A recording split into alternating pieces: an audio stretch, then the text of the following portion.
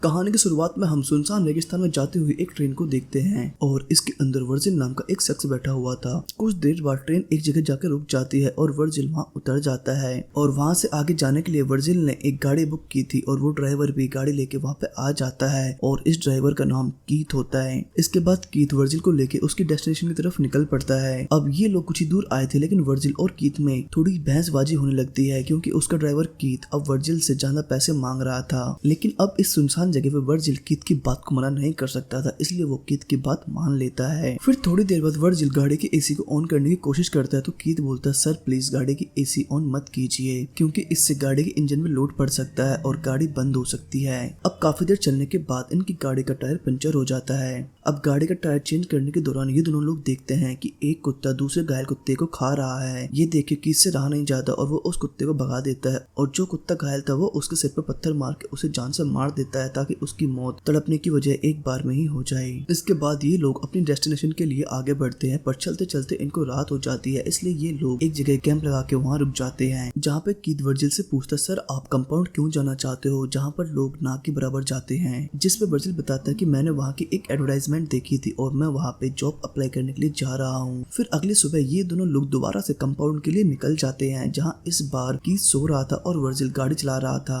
और इस बार वो कीथ के सोने का फायदा उठाकर एसी ऑन कर देता है जिस वजह से गाड़ी कुछ ही दूर जाके बंद हो जाती है क्योंकि उसके इंजन पे ज्यादा लोड पड़ गया था। अब जब कीथ की नींद खुलती है तो वो समझ गया था कि वर्जिल ने गाड़ी का एसी ऑन किया है जिस वजह से गाड़ी पे लोड पड़ा और गाड़ी का इंजन बैठ गया और उसकी इस हरकत के लिए वो वर्जिल पे बहुत ज्यादा चिल्लाता है। अब कीथ गाड़ी का इंजन ठीक करने लगता है और वर्जिल यहाँ वहाँ टहलने लगता है पर कुछ ही दूर जाने पे उसे एक चमकता हुआ पत्थर दिखाई देता है जिसे देख के वर्जिल कीथ को भी वहाँ बुलाता है। जिसपे कीथ बोलता है कि मैं इस पत्थर को जला रहा हूँ, अगर ये काला पड़ गया तो ये पत्थर है, अदरवाइज ये सोना हो सकता है। इसके बाद कीथ उसे जलाता है तो वो काला पड़ने की जगह और ज्यादा चमकने लगता है जिससे ये दोनों लोग कंफर्म हो जाते हैं कि ये तो गोल्ड का पत्थर है और सोने का इतना बड़ा पत्थर देख के ये दोनों लोग बहुत खुश हो जाते हैं और उसे वहां से निकालने के लिए उसके आसपास गड्ढा खोदने लगते पर उनसे ये पत्थर नहीं निकलता। इसके बाद वो लोग उसे अपनी गाड़ी से भी खींचने की कोशिश करते हैं पर रस्सी टूट जाती है। अब ये सब करते हुए इन दोनों को रात हो जाती है, इसलिए ये लोग लकड़ियां इकट्ठा करके एक जगह बैठ जाते हैं जहाँ ये दोनों लोग डिसाइड करते हैं कि कीथ अगले सुबह शहर जाके गड्ढा खोदने वाली मशीन लेकर आएगा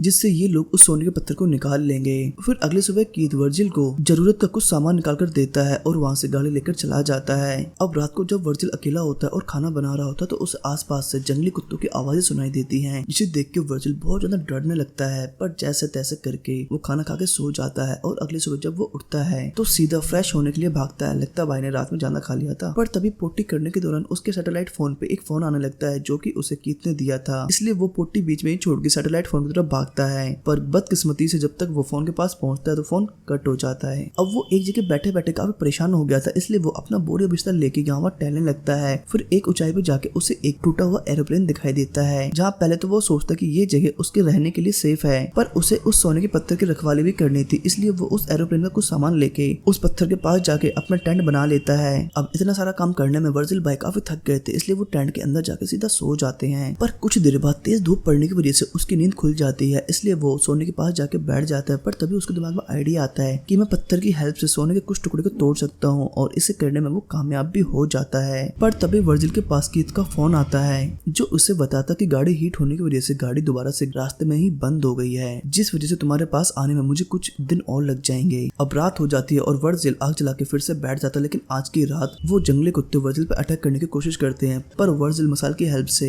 उन कुत्तों से खुद को बचा लेता है। फिर अगले सुबह उठ के जब वर्जिल पानी पी रहा होता है तो उसे अपनी तरफ एक जंगली सांप आते हुए दिखाई देता है जिसे देख के वो उसे मारने की कोशिश करता है पर वो जंगली सांप बहुत तेज होता है और वहां से निकल पड़ता है और इस चक्कर में वर्जिल भाई का बहुत सारा पानी फैल जाता है और वर्जिल को कोई अपनी तरफ आते हुए दिखाई देता है इसलिए वो भाग के जाके उसी एरोप्लेन में छुप जाता है पर वो इंसान वर्जिल को एरोप्लेन में छुपते हुए देख लेता है इसलिए वो उसके पास आके बोलता है तुम इस एरोप्लेन से बाहर निकलो, ये मेरी छुपने की जगह है, यहाँ मैं रहता हूँ। अब वहाँ से बाहर निकलने के बाद वर्जिल को पता चलता है कि ये कोई आदमी नहीं, ये तो एक औरत है और वो औरत वर्जिल से बात करने की कोशिश करती है। वो उसे खाना पीना भी ऑफर करती है पर वर्जिल उसके हाथों कुछ नहीं लेता और ना ही उसके किसी बात का रिस्पॉन्स करता है। पर वो तो औरत थी और चुप होने का नाम ही नहीं लेती, इसलिए वो वर्जिल से सवाल पे सवाल किए जा रही थी और इससे परेशान होकर वर्जिल भाई वहाँ से उठ के जाने लगते हैं और वो औरत भी उसके पीछे पीछे चिल्लाते हुए जाने लगती है। अब अपने पीछे एक औरत को आते हुए देख के वर्जिल को उस पर गुस्सा आ जाता है और उससे बोलता है तू पागल है, यहाँ से जाती क्यों नहीं है। अब वो तो औरत है, वर्जिल की ये बात सुनकर उसे गुस्सा आ जाता है, इसलिए वो वर्जिल का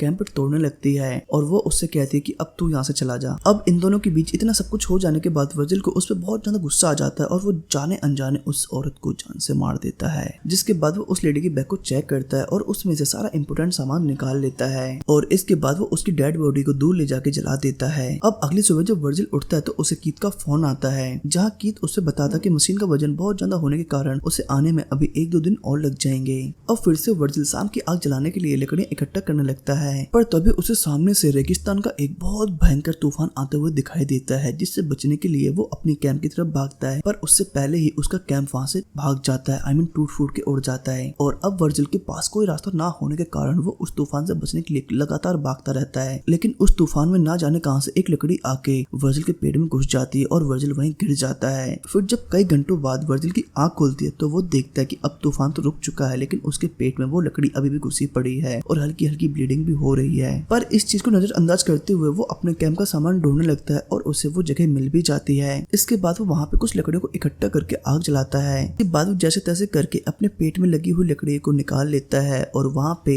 एक स्टील का टुकड़ा गर्म करके चिपका देता है ताकि ब्लीडिंग रुक सके। पर अब लगातार 2 दिन से वर्जिल ने ना कुछ खाया था और ना ही पिया था, जिस वजह से वो बेहोश होकर वहीं गिर जाता है। और जब उसकी आंख खुलती है तो उसके सामने एक लेडी खड़ी होती है जो कि उसे पहले तो पानी पिलाती है। और इस लेडी को देख के वर्जिल हैरान हो जाता है, क्योंकि ये लेडी बिल्कुल वही थी जिसे वर्जिल ने पहले मार दिया था। इसके बाद वो लेडी भी वर्जिल से बात करने की कोशिश करती है, लेकिन वर्जिल उससे कुछ भी बात नहीं करता और उसके चेहरे पे एक अलग तरह की शिकस्त देख के वो लेडी पहचान लेती है कि कुछ ना कुछ तो ये आदमी छुपा रहा है। पर फिर वो औरत वर्जिल से बोलती है, देखो मुझे तुमसे कुछ नहीं चाहिए, मैं तुमसे बस इतना पूछ रही हूँ कि तुमने, जिस पे वर्जिल साफ मना कर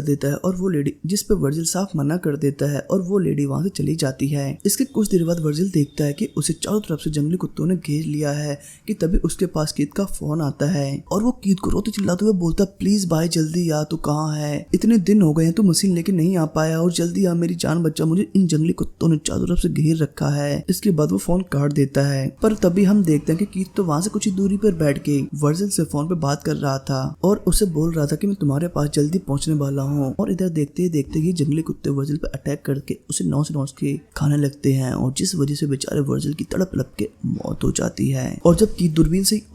दूरबीन से देख लेता है कि वर्जिल अब मर चुका है, वो गाड़ी लेके वहाँ पहुंच जाता है और वहाँ पहुंचकर वो वर्जिल की लाश को देखता है। और इससे हम व्यूअर्स को ये चीज क्लियर हो जाती है कि कीथ ने ये सब कुछ जानबूझ के किया था, क्योंकि वो उस सोने को अकेला ही पाना चाहता था और उसी ने जानबूझ के वर्जिल को मरवाया है। इसके बाद वो खुदाई वाली मशीन को स्टार्ट करने के लिए पीछे जाता कि तभी उसकी छाती पे एक तीर आके लगता है और वो देखने लगता है कि ये तीर किसने मारा है। पर तभी वो जमीन पे धड़ाम से गिर जाता है और उसकी मौत हो जाती है। पर तभी हम उस औरत को देखते हैं जो वर्जिल के पास अपनी बहन को ढूंढते हुए आई थी। उसी ने कीथ को ये तीर मारा था, क्योंकि वर्जिल के बिहेवियर की वजह से उसे उस पर शक हो गया था और उसी शक की वजह से उसे उस सोने के पत्थर के बारे में भी पता चल गया, जिस वजह से उसने कीथ को भी मार दिया। और इसी के साथ ही कहानी यहीं खत्म होती है।